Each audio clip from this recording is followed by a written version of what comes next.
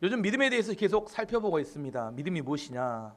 믿음은 하나님이 우리 가운데 주시는 새로운 감각인데, 믿음 없는 감각은 우리 안에 이성과 생각하는 것과 느낌, 세상의 모든 것은 우리가 이성과 느낌으로 파악하고 깨닫고 합니다. 하지만 하나님은 이성과 느낌으로 알 수 있는 게 아니라 믿음으로 알 수 있습니다. 우리의 믿음의 감각이 열릴 때 우리는 하나님을 깨닫고 하나님의 음성을 들을 수 있으며 하나님을 만날 수 있습니다. 믿음의 창고 아니고는 하나님을 만날 수가 없습니다. 우리에게 있어서 특별히 하나님이 우리 가운데 원하시는 것은 믿음으로 하나님을 만나야 된다는 겁니다. 이 믿음을 없이는 하나님을 기쁘시게 할 수도 없을 뿐더러 하나님을 만날 수도 없기 때문에 눈에 보이는 것을 따라서 반응하며 살 수밖에 없습니다. 히브리서 11장은 믿음의 사람들이 어떻게 믿음으로 살아왔는지에 대해서 자세히 기록하고 있습니다. 그 사람들 한 사람 한 사람들을 우리가 보면서 그들이 믿음으로 그 시대에 어떻게 그들이 당하고 있는 고난과 역경을 이겨냈으며 믿음으로 어떻게 그들이 그들의 삶에서 승리하며 열매를 맺었는지를 살펴보고 있는데, 오늘은 이삭에 대해서 살펴보려고 합니다. 축복이란 단어를 우리가 많이 쓰는데, 축복은 뭐냐면 남을 위하여 복을 빌어주는 것을 말합니다. 뭐라고요? 축복은 남을 위해서 복을 빌어주는 걸 말합니다. 주로 구약에서는 제사장들이 했던 역할입니다. 제사장들이 제사를 드렸던 백성들에게 피해 제사를 드린 후에 마지막으로 백성들에게 축복 기도를 해주었습니다. 레위기 9장 22절 말씀 보면, 레위기 9장 22절, 아론이 백성을 향하여 손을 들어 축복함으로 속죄제와 번제와 화목제를 마치고 내려오니라. 이 제사의 마지막 최종 단계는 뭐냐면 축복 기도였습니다. 우리 예배도 마지막 제가 축도해야 예배가 끝나죠. 축도하기 전에 나간 사람 예배 드리다 말고 간 사람입니다. 화장실 갔다가 어떻게 하고 간 거예요? 밑 안 닦고 나간 거와 똑같습니다. 제가 어렸을 때 다녔던 교회는 오래된 교회였어요. 1950년대에 세워진 교회였는데, 그 교회는 그 초창기였기 때문에 광주에 교회가 많지 않았어요. 근데 제가 이제 다닐 때는 없었는데, 제가 듣던 이야기로 그 교회 예배가 끝나려고 하면 몇 명의 미군들이 이렇게 예배를 들어온대요. 축도만 받고 나가서 또 집에 돌아갔다고 합니다.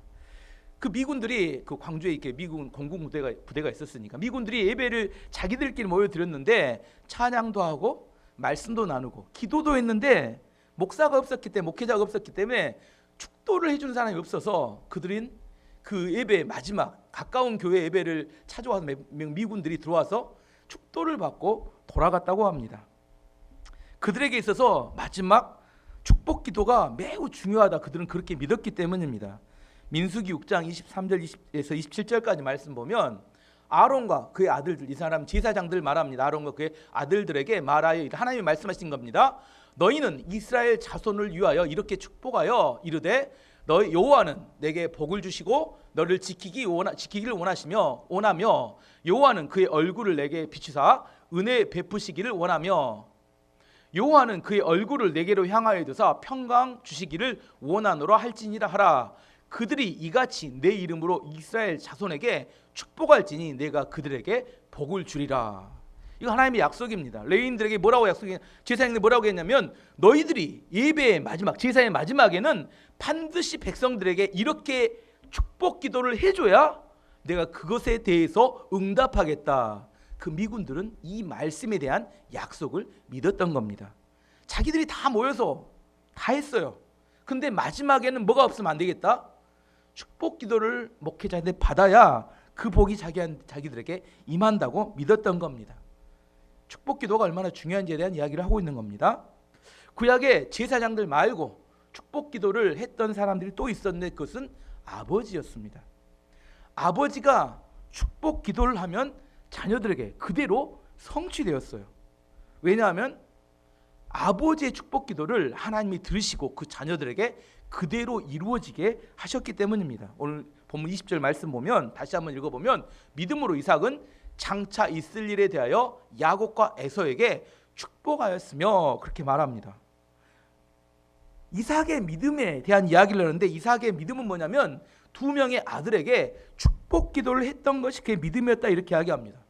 이렇게 우리가 이런 생각할 수 있어요. 부모가 자식에게 축복 기도를 해주는 게 뭐 당연한 거 아니냐, 반드시 믿음이 있어야 축복 기도를 할 수 있느냐. 반드시 믿음이 있는 사람만이 자녀에게 축복 기도를 할 수 있습니다. 오늘은 믿음의 이렇게 선조, 믿음의 명예의 전당에 당당하게 이름을 올렸던 이삭의 믿음에 대한 이야기를 하는데, 그는 자녀들을 축복 기도해 줌으로 당당히 믿음의 반열에 믿음의 명예의 전당에 올랐다, 그렇게 성경은 이야기합니다. 이제 이삭에 대한 이야기를 한번 살펴보려고 합니다. 이삭이 어느 날 자고 있었는데 어느 날 아침에 아버지 아브라함이 이삭을 깨웠어요. 이삭아, 여기도 이삭이 있는데 이삭아, 오늘 어디 갈 곳이 있으니까 빨리 일어나라. 그러나서는 하인 둘과 함께 아버지와 함께 먼 길을 떠났습니다. 아버지 얼굴을 봤는데 아버지가 잠을 못 주무신 것 같아요. 얼굴이 푸석푸석하고 뭔가 사뭇 심각합니다. 종들은 어깨에 번제에 사용할 장작과 불을 짊어지고 3일 길을 걸어서 모리아 산이라는 곳에 도착했습니다.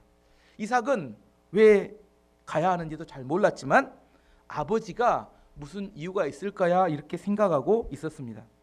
아버지가 목적지 근처에 도착했을 때 종들은 산 밑에 머물게 하고 아버지와 아들 둘이 장작과 불을 들고 산으로 올라갔습니다.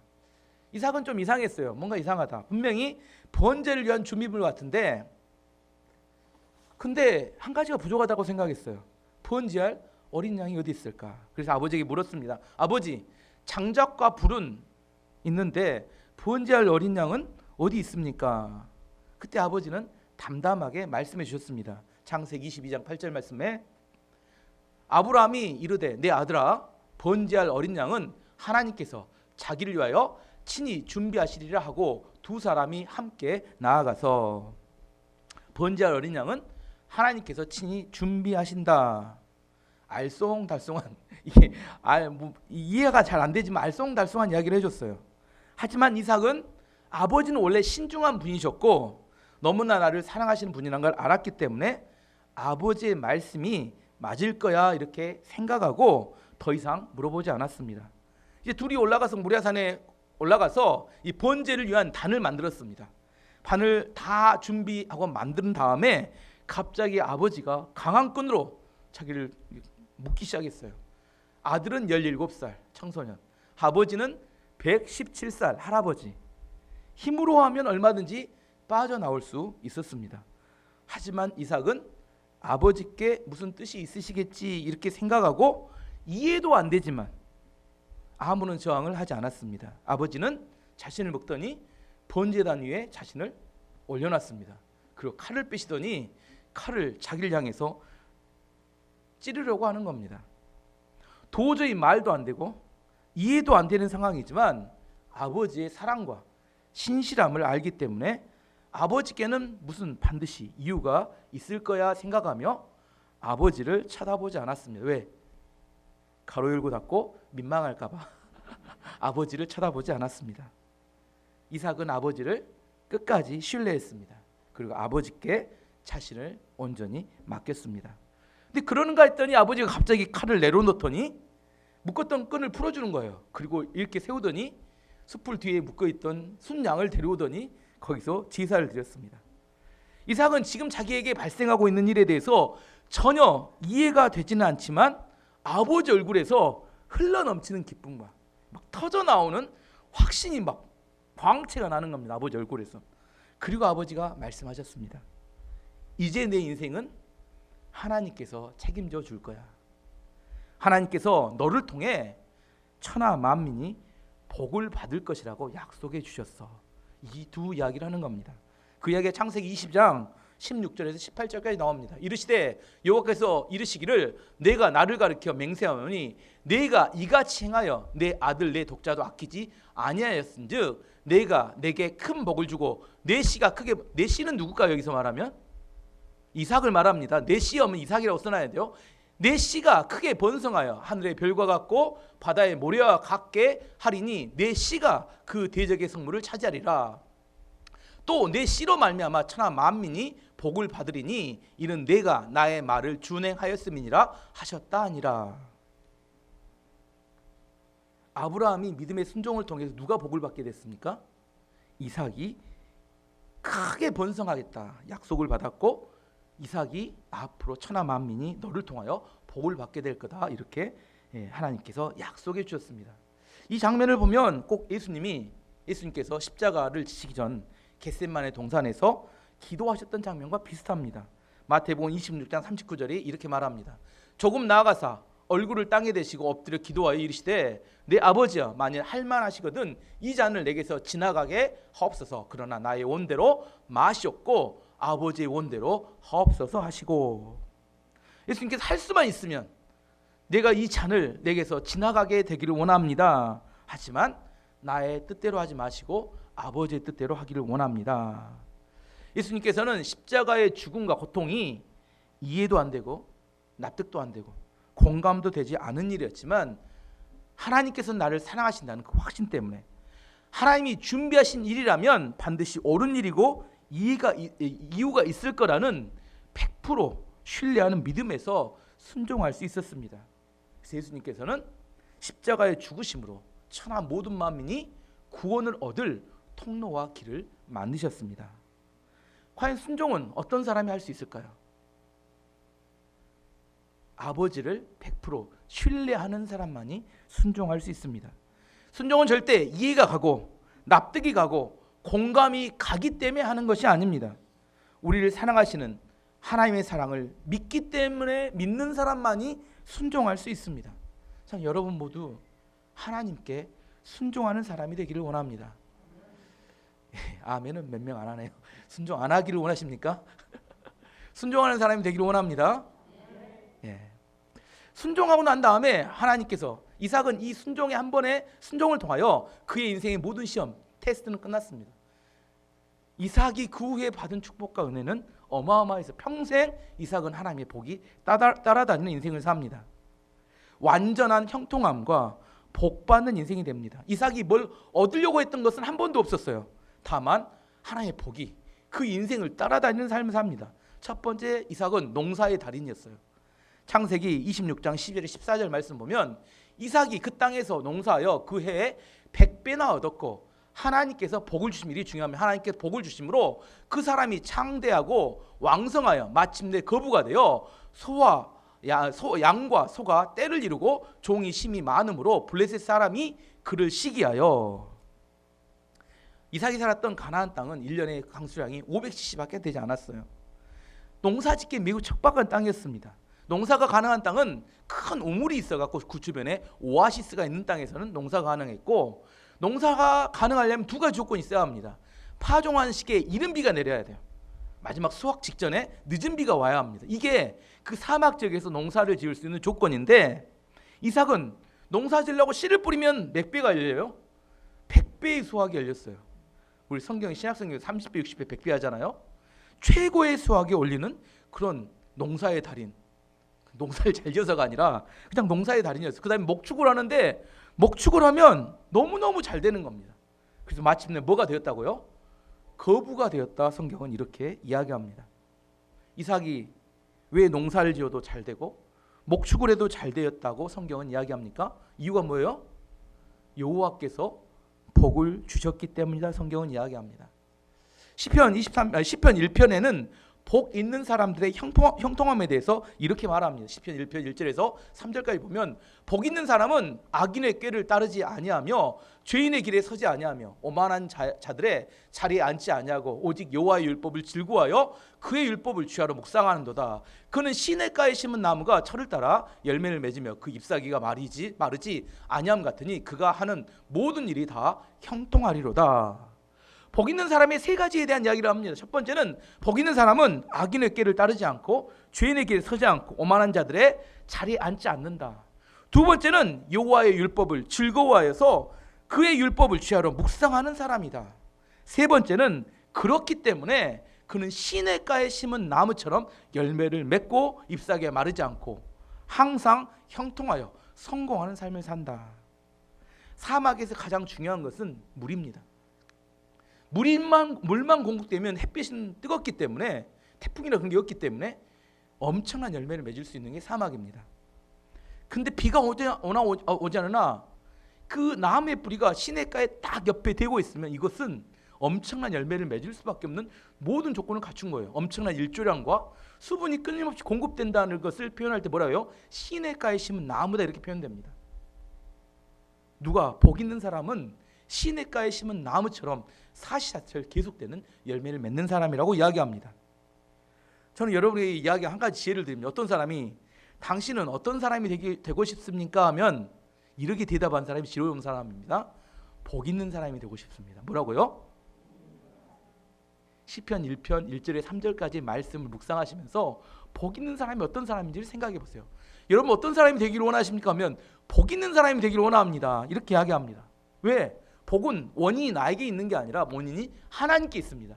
내가 잘해서 복을 얻는 게 아니라 나의 조건과 상황에 상관없이 하나님이 부어주시는 복을 받는 사람이 복 있는 사람입니다. 구약 성경에는 이걸 복이라고 하고 신약 성경에서는 이걸 은혜라고 표현합니다. 이 똑같은 말입니다. 구약 성경에서는 복이라고 하고 그래서 구약 성경에는 계속해서 복 있는 자, 복을 받아야 된다고 이야기합니다. 신약 성경에서 이걸 은혜라고 표현합니다. 저는 여러분이 복 있는 사람이 되기를 원합니다. 이삭은 복을 받은 복 있는 사람이 되었기 때문에 거부가 되었다 그렇게 성경은 이야기합니다. 이삭의 두 번째 특기가 있었는데 이삭은 우물 파기 전문가였어요.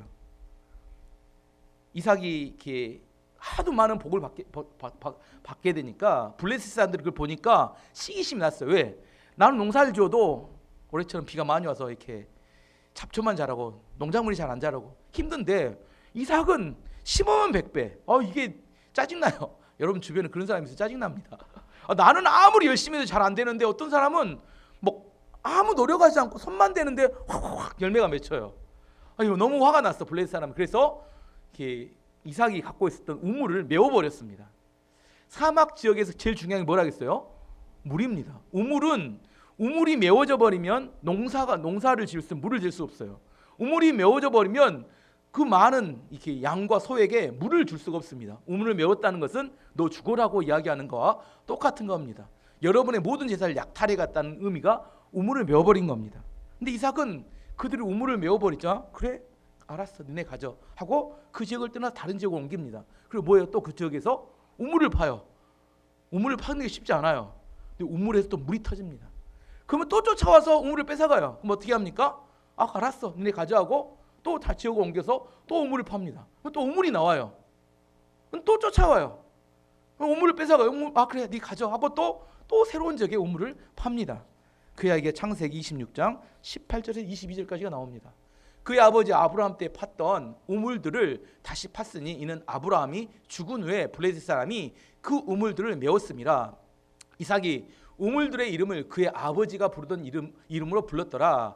이삭의 종들이 골짜기를 파서 샘 근원을 얻었더니 그랄 목자들이 이 블레셋 사람의 그랄 지역 목자들입니다. 이삭의 목자와 다투어 이르되 이 물은 우리의 것이라 하매 이삭이 그 다툼으로 말미암아 그 우물의 이름을 에색이라 하였으며 또 다른 우물을 봤더니 그들이 또 다툼으로 그 이름을 신나라 하였으며 이삭이 거기서 옮겨 다른 우물을 봤더니 그들이 다투지 아니하였으므로 그 이름을 르호봇이라 하여 이르되 이제는 여호와께서 우리를 위하여 넓게 하셨으니 이 땅에서 우리가 번성하리로라 하였더라. 이삭이 우물을 네 번째 봤을 때는 더 이상 그랄 목자들이 쫓아와서 뺏어가지 않았습니다. 그래서 그 땅 이름 뭐라고 해요? 르호봇 이렇게 이야기합니다. 하나님께서 우리에게 더 넓은 땅을 주셨다. 이게 그 르호봇이라는 이름의 뜻입니다. 처음에 머물렀으면 처음에 있었던 우물에 있었으면 좁아서 더 번성하려고 해도 헌성할 수 없었어요. 양과 목자를 더 물을 먹이기도 어렵고 땅도 좁았어요. 하지만 하도 그들이 뺏어가니까 옮겼는데 나중에 보니까 더 넓은 지역에 우물을 갖게 되니까 이제 더 번성하게 되었다 그렇게 이야기합니다. 이게 복 있는 사람의 특징입니다. 누가 뺏어가고 방해합니다. 그럼 죽어 떠나요. 근데 나중에 결국 봤더니 죽어 떠나서 더 많은 열매와 번성과 성공을 이루었다. 성경은 이렇게 이야기합니다. 복 있는 사람에게는 세상에 딱 두 종류의 사람이 있어요. 첫 번째는 복을 받도록 도와주는 사람이 첫 번째 사람입니다. 두 번째 사람은 더 큰 복을 받도록 핍박하는 사람이 두 번째 사람이에요. 결론 똑같습니다. 도와주는 사람이랑 핍박하는 사람이에요. 그들을 통해서 뭐가 돼요? 복만 더 많이 받는다니까요. 세상에 복 있는 사람 두 종류의 사람밖에 없어요. 잘 기억해 보십시오. 나에게 복을 받도록 도와주는 사람, 그다음에 더 큰 복을 받도록 핍박하는 사람. 이삭은 자기의 우물을 지키기 위해서 원망하지도 않았고 미워하지도 않았고 투쟁하지도 않았고 발버둥치지도 않았습니다. 왜냐하면 그들의 핍박보다 훨씬 더 큰 하나님의 복이 그의 인생을 따라다녔기 때문입니다. 아시겠어요? 우리가 믿는 사람들이 세상을 살아가는 방법도 똑같습니다. 나에게 빼앗가려고 원하는 사람들이 있어요. 근데 그보다 더 큰 하나님의 복이 있으면 그것을 능가해서 세상 사람이 볼 때는 바보 같은 삶을 산다고 합니다. 왜 뺏게 하지만 더 많은 게 주어지게 되면 그것을 주고 난 것이 아무것도 아닌 것이 될 수 있는 삶을 사는 게 복 있는 사람의 특징입니다. 이삭은 하나님 앞에 순종함을 통하여, 아버지께 순종함을 통하여 복 있는 인생이 되었기 때문에 그는 억척스럽게 다투지 않았습니다. 마지막 세 번째, 이삭에게 있어서 이게 나이가 들었어요. 이삭이 눈이 침침해졌습니다. 눈이 아시죠? 나이 드시면 나이 든 사람만 압니다. 이거 젊은 사람 몰라요. 눈이 침침해지고 자꾸 안경과 돋보기를 바꾸게 됩니다. 그래서 자기 생각하기는 이제 살 날이 얼마 남지 않았구나 이런 생각을 했던 것 같아요. 그래서 자기가 좋아했던 큰아들 에서를 불러서 야 네가 나가서 사냥을 해와. 그래서 음식을 맛있게 만들어 오면 내가 내 마음껏 너를 축복해 주겠다 이렇게 이야기했습니다. 창세기 27장 1절 4절 말씀 보면 이삭이 나이가 많아 눈이 어두워 잘 보지 못하였더니 맏아들 에서를 불러 이르되 내 아들아 하매 그가 이르되 내가 여기 있나이다 하니 이삭이 이르되 내가 이제 늙어 어느 날 죽을는지 알지 못하니 그런즉 내가 내 기구 곧 화살통과 활을 가지고 들에 가서 날 위하여 사냥하며 내가 즐기는 별미를 만들어 내게 가져와서 먹게 하여 내가 죽기 전에 내 마음껏 내게 축복하게 하라 이렇게 이야기했어요. 근데 그 이야기를 누가 듣냐면 리브가 이게 아내가 그 이야기를 듣습니다. 리브가는 고민에 빠졌어요. 왜냐하면 리브가는 20년 동안 불임이었습니다. 나이가 이삭이 40살에 결혼하는데 60살까지 아이를 못 낳다 60살에 아들 2명 쌍둥이를 낳습니다. 그래서 20년 동안 불임일 때 이삭이 하나님께 기도했어요. 그때 하나님께서 응답으로 임신하게 하시는데 그때 하나님이 주셨던 약속의 말씀이 있었습니다. 그게 창세기 25장 21절에서 23절까지 말하는데 이삭이 그의 아내가 임신하지 못함으로 그를 위하여 여호와께 간구하며 여호와께서 그의 간구를 들으셨으므로 그의 아내 리브가가 임신하였더니 그 아들들이 그의 태 속에서 서로 싸우는지라 그가 이르되 이럴 경우에는 내가 어찌할꼬 하고 가서 여호와께 묻자온데 이제 하나님께 약속의 말씀을 주시는 겁니다. 여호와께서 그에게 이르시되 두 국민이 내 체중에 있구나 두 민족이 내 복중에서부터 나누이리라 이 민족이 저 민족보다 이 족속이 저 족속보다 강하겠고 가장 중요한 이야기 마지막입니다. 큰 자가 어린 자를 섬기기라 하셨더라. 그 약속의 말씀 뭐였냐면 큰 자가 어린 자를 섬기기라. 그 이야기 내용 뭐예요? 큰 아들이 둘째 아들을 섬기리라 이런 약속이 있었습니다. 리브가 생각에는 지금 이삭이 에서에게 축복 기도를 해준다는 것이 잘못된 판단이었다고 생각을 했어요. 일반적인 가정에서 남편과 아내가 의견이 다르면 어떻게 해야 돼요? 아내가 남편에게 가서 이야기를 해야죠. 우리가 들었던 하나님의 약속이 있지 않느냐, 큰 자가 작은 자를 섬기리라고 하지 않았느냐 하고 상의하고 설득해야 합니다. 하지만 이 가정은 특수 상황에 있었어요. 4명의 가족이 2명 패가 갈려서 갈등하고 있었습니다. 아버지 이삭은 외향적이고 사냥을 좋아하는 에서를 좋아했고 어머니 리브가는 부엌에서 항상 일을 잘 도와줬던 내성적이었던 야곱을 좋아했습니다. 리브가는 남편을 설득하는 걸 포기하고 어떻게 해요? 남편을 속이기로 작정을 했습니다. 그래서 야곱을 불렀어요. 야곱 이리 와라. 이제부터 우리가 작전을 짜야 된다. 그리고 뭐라고요? 지금부터 엄마 하는 말 잘 들어. 굉장히 지금 강하게 단호하게 잘 들어. 내가 염소를 잡아가지고 요리를 해줄 테니까 너는 형방에 가서 형 옷을 갖고 와서 입어야 돼. 그리고 염소 가죽을 벗겨서 내 팔에 다리에 덮고 이제 형 흉내를 내면서 아버지의 축복 기도를 받아내야 돼.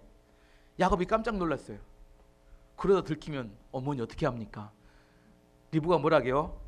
모든 일을 내가 책임져. 너는 내 말을 따라서 해. 이게 가족입니까? 뭡니까? 이게 작당 모이라고. 아버지들 조심하세요. 아내가 속일 수 있습니다. 이삭은 리브가와 야곱이 짠 작전에 그대로 속아 넘어갔습니다. 그래서 야곱에게 축복해 줍니다. 창세기 27장 27절에 29절이 이렇게 말합니다.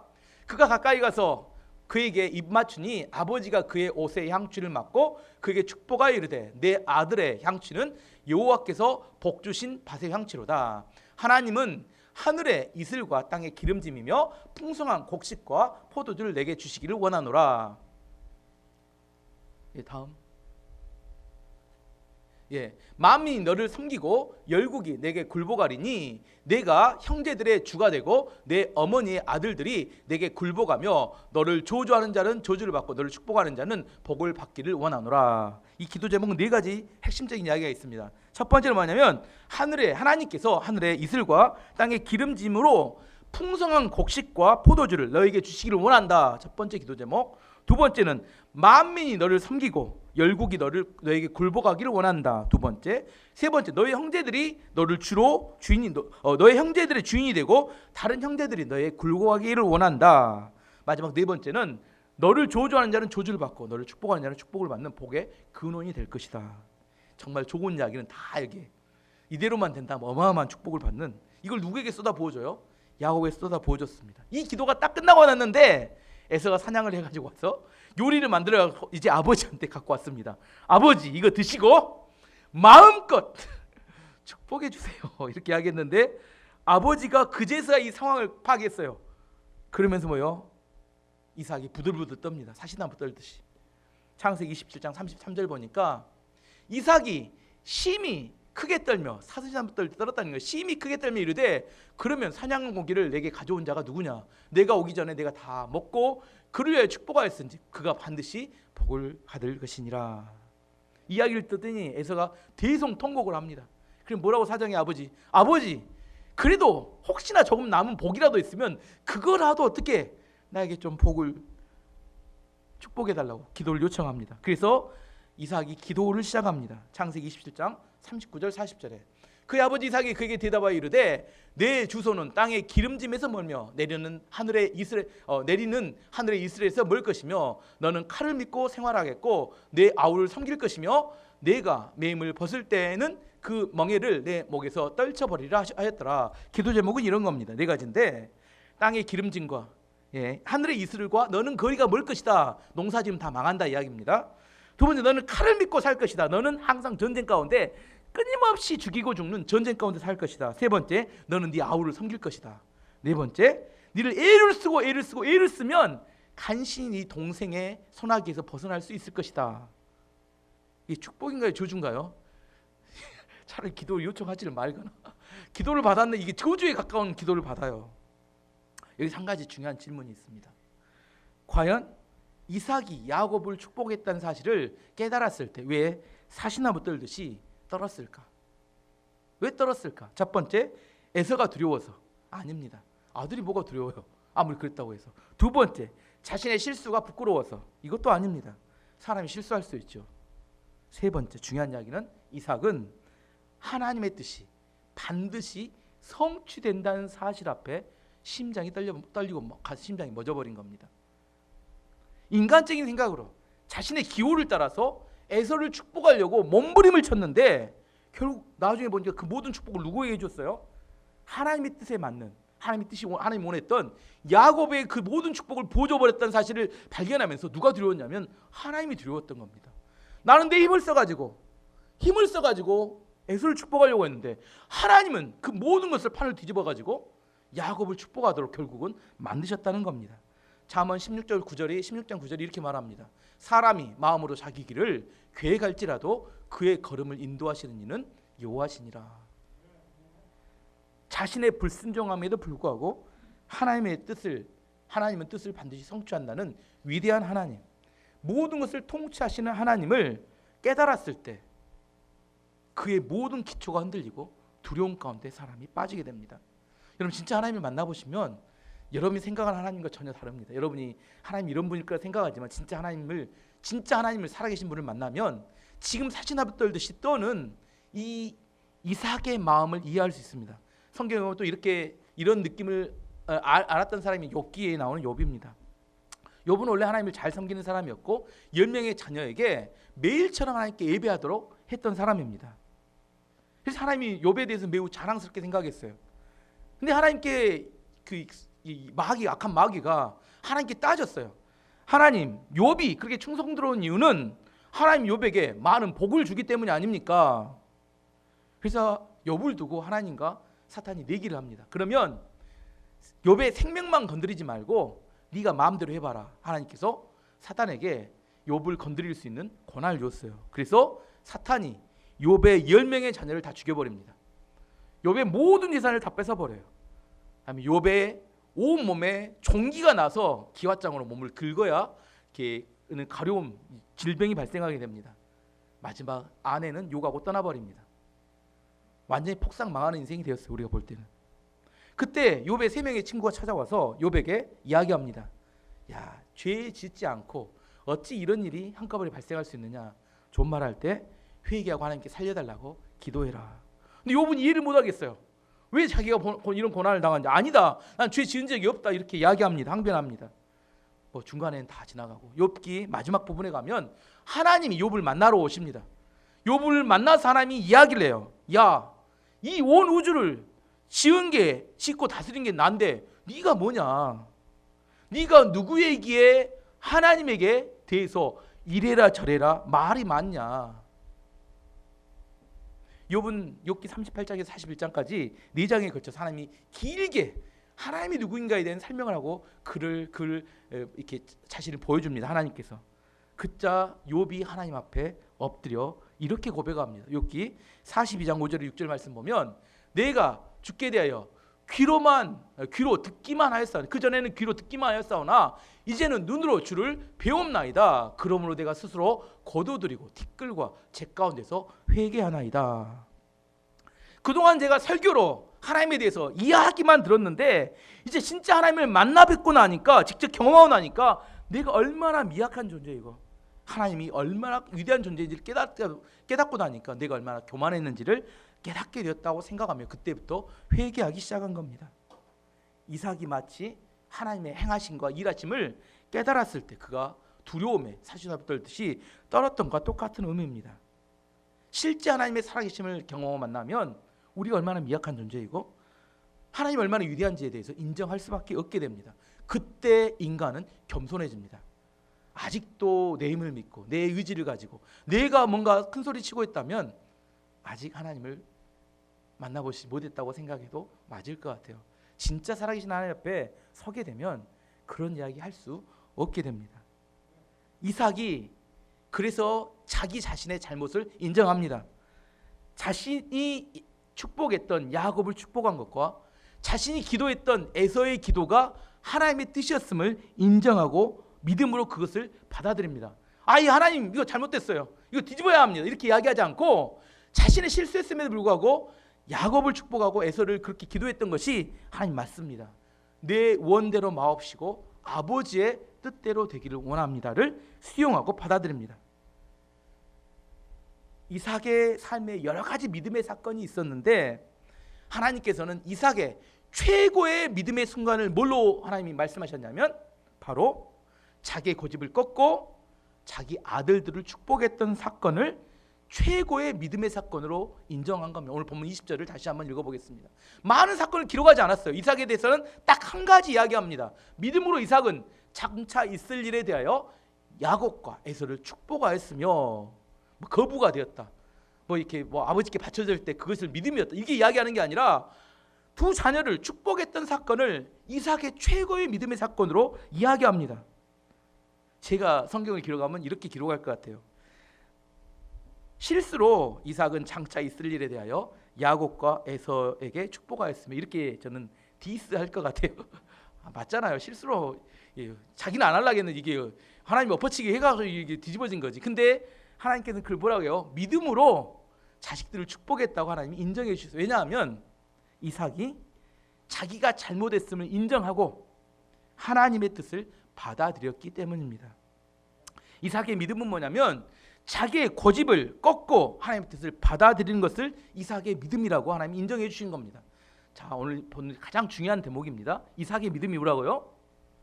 자기의 고집과 생각을 꺾고 하나님의 뜻을 수용하고 받아들인 것을 믿음이었다고 이야기하고 있다는 겁니다.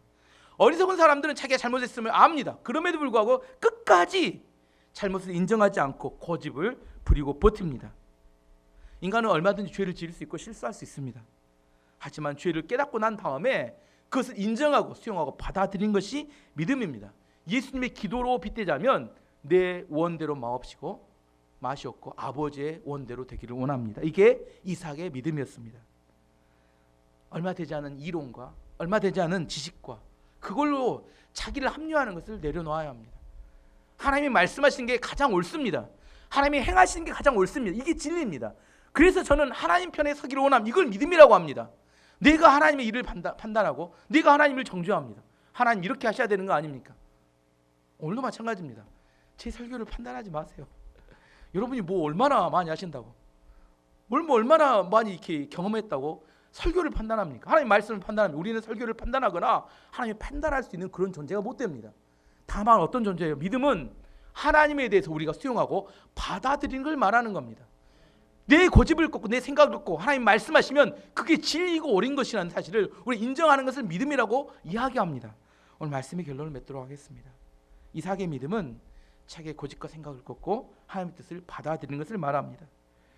아브라함이 아버지가 그를 제단 위에서 번제로 드려서 죽이기를 원했을 때 아버지의 뜻을 거절하지 않고 그대로 받아들였습니다. 그래서 그는 복받는 인생이 되었습니다.